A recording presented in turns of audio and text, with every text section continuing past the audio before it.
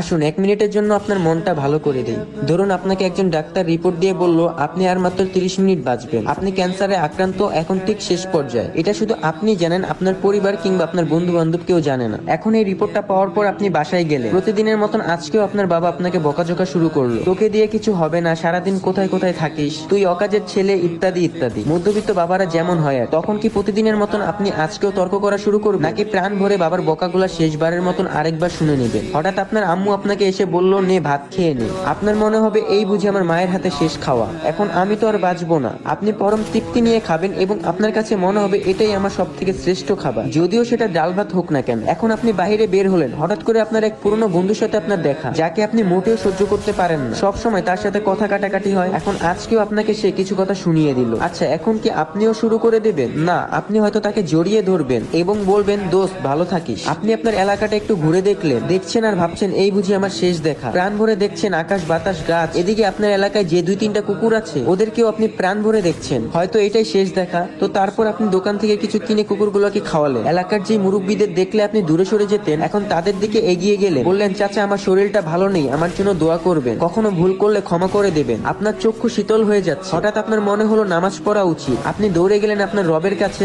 আজ আর কোনো দুনিয়াবি চাওয়া না, শুধুমাত্র ক্ষমা ভিক্ষা চাইলেন। আপনি যা দেখছেন তাই ভালো লাগছে, সবকিছুই অসাধারণ। শিশির কত সুন্দর, দুপুর সুন্দর, বিকেল সুন্দর, রাত সুন্দর, বাতাস সুন্দর, জগৎ সুন্দর, মানুষগুলোও সুন্দর, কুকুরগুলোও সুন্দর, সব সুন্দর, কিন্তু আমি থাকবো না। দেখেছেন সবকিছু আপনার ভালো লাগছিল এতক্ষণ, এর কারণ আপনার মধ্যে এতক্ষণ কোনো ইগো ছিল না। আর ইগো না থাকা মানুষ পৃথিবীর সব থেকে সুখী মানুষ। আর আমরা মানুষ কখনো মৃত্যুর কথা ভাবতেও চাই না। সো গাইস, আসসালামু আলাইকুম। আজকের গল্পটা এটুকুই ছিল। আশা করি আজকের গল্পটা আপনাদের কাছে ভালো লেগেছে। যদি আজকের এই গল্পটা থেকে কিছু একটা শিখতে পারেন তাহলে অবশ্যই ভিডিওটাতে একটা লাইক করে দিবেন।